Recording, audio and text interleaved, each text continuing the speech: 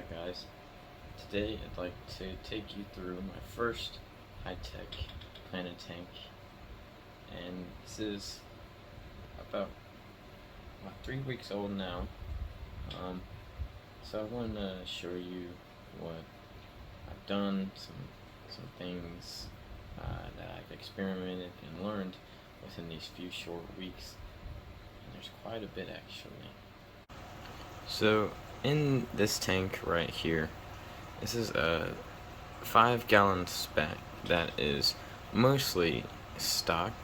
We'll go over the upgrade in a bit, but let's talk about the substrate first and what it is. This is Fluval stratum, and you can see it all along there. Fluval stratum is aquatic soil that works pretty well in my experience for growing plants, especially when getting them started off. And so that is what I have available at the store, the fish store that I work at.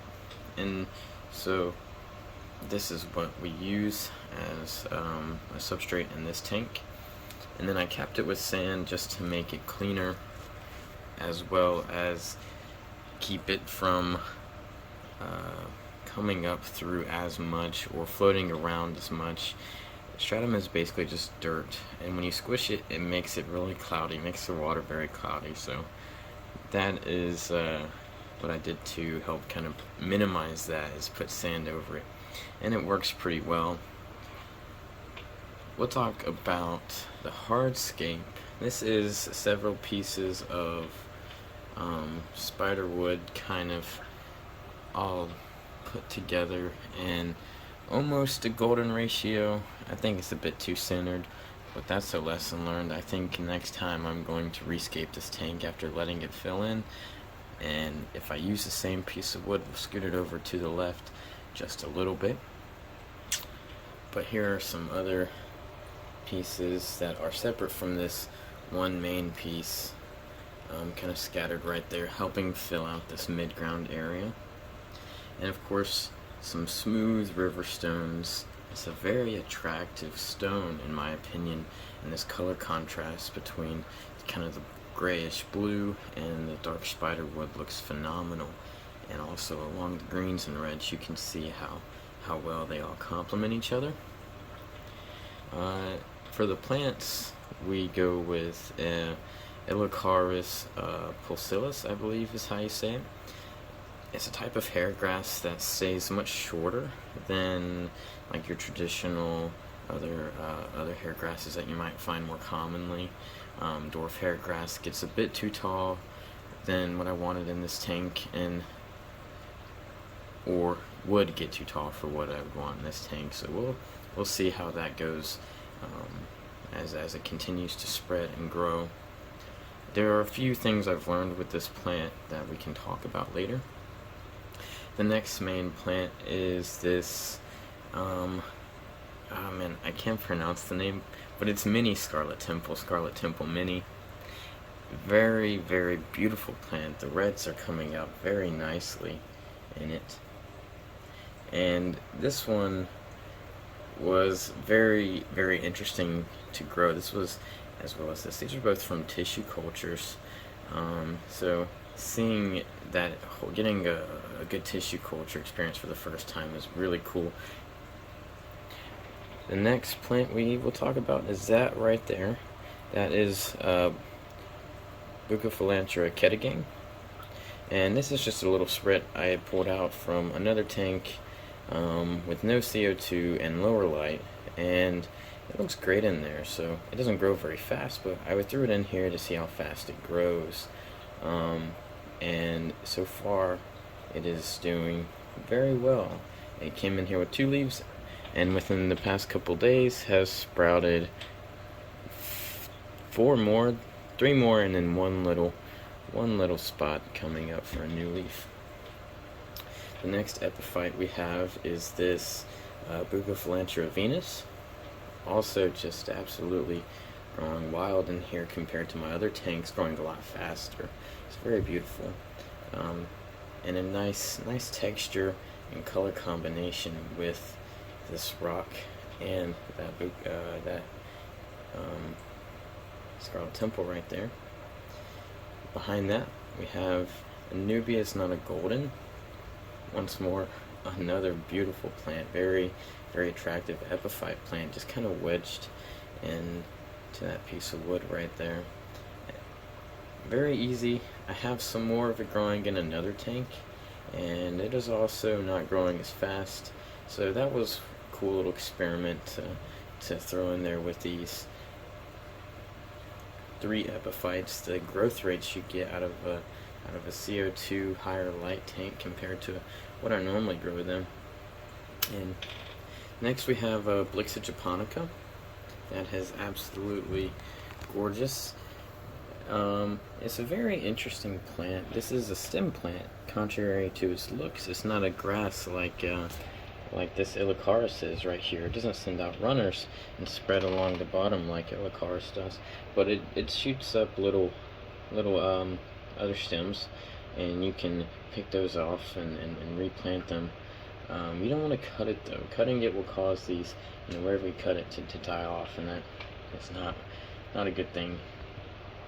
The last 2 epiphytes we have in this tank are some Java Fern Windallup and Narrowleaf Java Fern, both of which came from different tanks, just little clumps that I decided to throw in here when setting up the tank, or a couple days after setting up the tank.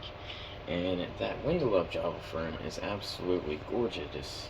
It is growing well, it is nice and colorful, and even pearls. But the Narrowleaf Java Fern isn't doing as hot as I would like it to, and I don't quite understand why that is, but we'll just see how it goes as this tank continues to progress. It's only 3 weeks old, so there's still plenty of time to kind of come up with an answer and see how it does progress. I have a few more different types of stem plants in here. They are all Rotala. I don't remember the Latin names of them, so I apologize for that. Except this one right here I should throw. That is Ludwigia ovalis. So that one's just in here for kind of an experiment. I just wanted to see what it would do, how fast it would grow, what it would look like under a highlight and CO2. So I popped the stem in here, and it is very pretty. But the main plants that will stay in here are going these 2 different species of Rotala right here. This is Rotala Ceylon, I believe is how you say it. And then this one is Rotala rotundifolia orange juice. So I think it's just like an orange version of Rotala indica, Rotala rotundifolia. These all came in from immersed growth, and so what they're doing right now is I've trimmed them back some, but they're all converting to submerged growth, and they have done phenomenal, and it's really bloomed within the past week or so thanks to this light, which once more we'll get to in a bit. But each of these, you can see where I've cut that stem back and then planted the tops off, and cut these back and replanted them. It's growing in, so I'm tempted, and I wonder whether or not I should cut them back right here and continue to keep planting, or let them get taller first and then cut that higher and then plant. But each of these plants, all of them have been doing relatively well.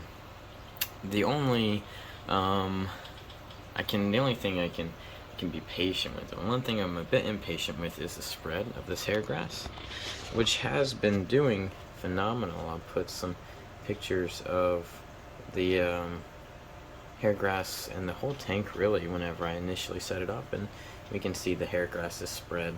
There's a couple things I've learned with this hairgrass that we'll get to, but I would like it to spread a bit faster. We'll see how it does. Now for the upgrade to this tank. It is this Twin Star light. It is the 3rd version of the 300E full plant spectrum lighting. You can see the the red and blue and white LEDs in there. And there's some green LEDs for, once again, this RGB full plant spectrum lighting. And it really makes this tank pop. It's absolutely gorgeous. All the reds are going to come out beautifully, especially in this Scarlet Temple Mini. All the colors, the golden, the Nubius, all of these plants just look phenomenal under this light. Initially, I was using the stock Fluval light on it, and it grows plants just fine. It doesn't grow them very quickly depending on what they are, and it won't give you the same coloration that this light will. This light is giving these plants phenomenal coloration, and they're making them lighter. More light makes a plant kind of lighter color. But it has been, I was on that light for about 2 weeks, and I ordered this one. It came in a couple of days, or 1.5 weeks, I should say. And then I decided to ramp it up and got this light on here, and the plants have acclimated to it just fine at the cost of, let's see if we can, yeah, you can see it right there, is that little algae. And so I'm still kind of dialing in the light spectrum on it, or the light length of time. I don't have a dimmer on this. They're out of stock. It's from the place I ordered it from, and I haven't really looked anywhere else for a dimmer for this light. But I think with the height I have it at, this is about 6 inches, 5 inches high really, then it should give it plenty of distance between the plants and growing too much algae. And then we have a CO2 kit, and it's a very basic one. It's this one right here, the Neo CO2 kit right here. Let's flip it over. And this is basically just some yeast and I think sugar that eats the yeast, or sorry, the yeast eat the sugar, and then as they are eating it, their waste is CO2, and we put it in this chamber right here, and it flows into your tank, and it produces quite a lot. And you can't dial it in or anything, but there is no control. It's just a natural progression of whatever the yeast produce. But it works phenomenally, and is a great intro into CO2. That's how I would classify it, and I think it's kind of classified as. Without spending a whole lot of money, I believe the kit on several places online is about $30. I'm very happy with it so far. It's not quite time for a refill. It gets quite hot where I live, very hot, and my room doesn't stay, when I'm not home, the AC isn't running and the fans aren't running, so it can get quite warm for this particular bottle, and so the production is increased. It lasts anywhere from 30 to 50 days depending on temperature, and it's kind of slowing down a little bit, so I think it's about time to refill it within the next week or so. Back here in the filtration section, this is just a sponge right here, nothing really to see, but the stock pump is what is helping the water flow right here. I've also angled down the outflow nozzle so I don't create as much surface agitation, and that gives the plants a bit more CO2 in the water. I'm kind of worried about how it's going to work out in the future. I might change that once these plants grow in more and I decide to add fish. It's a long process of deciding what fish to put in here. There are several different options of amazing, beautiful fish that I haven't kept before and some that I have kept before, so we'll see what we go with in the future. But either way, right now there's just some snails in there that happen to have come on whatever plants that weren't in vitro. Fine by me is how it's an ecosystem that's created. I'll put some pictures of these. Oh yeah, I forgot. There's a little piece of dwarf parrot's feather in there.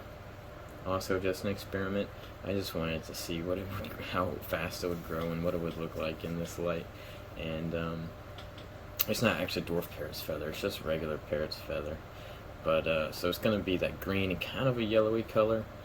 Wanted to see what it looked like in this light and how fast it would grow, and it is growing. But some things that I've learned with when playing around with this tank. We can start with this hairgrass right here. I didn't do a whole lot of reading other than just basic care on a lot of these plants, which may or may not sound, I don't know what the word would be. It may or may not sound odd, but I wanted to learn these things and discover things on my own, what works for me, so I can document it and share it with my friends and share it with the customers I have.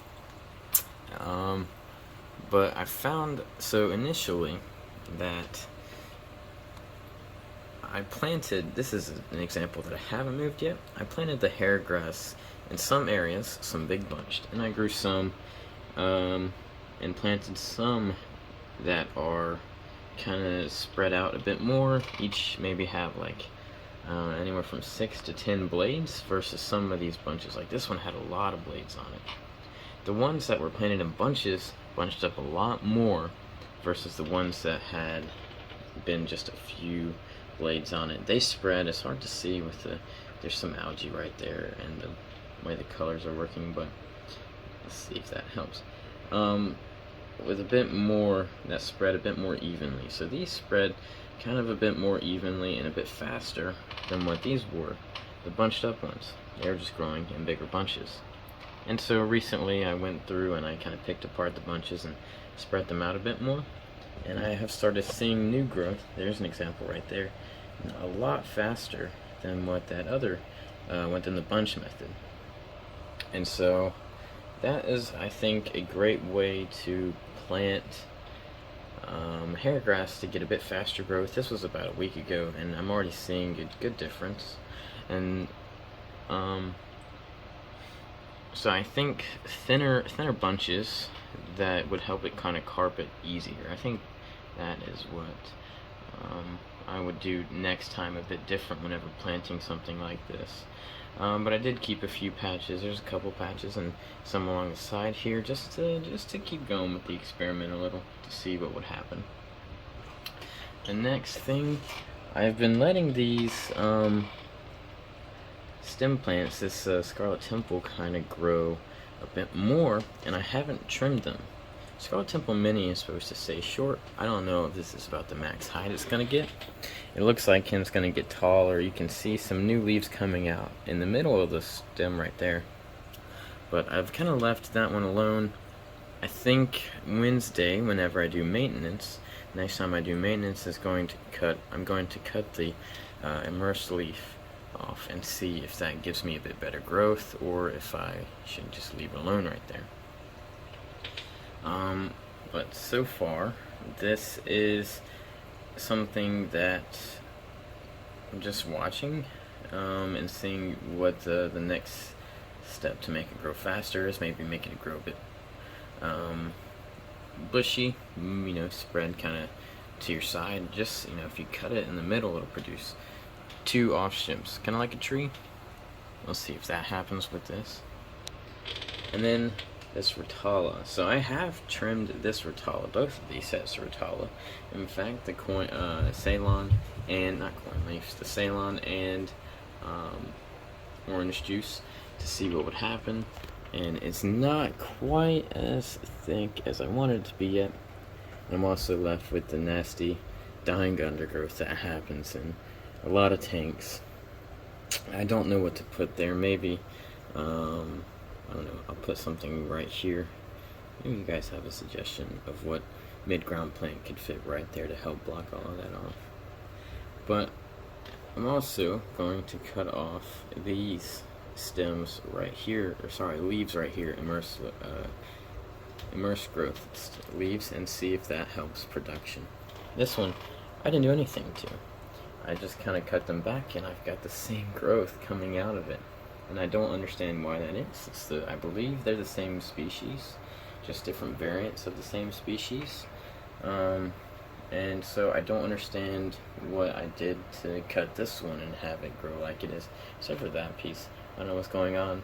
I have seen new growth come out of similar pieces to that. Over here, yeah, you can see it right there.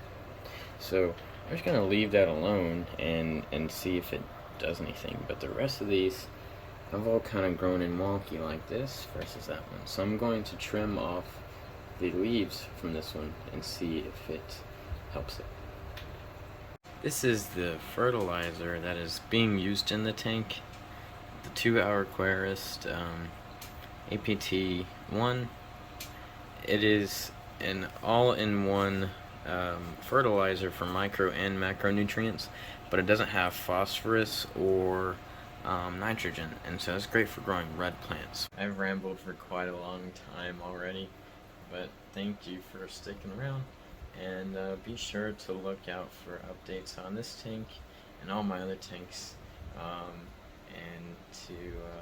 yeah, but thank you for watching. Have a great day.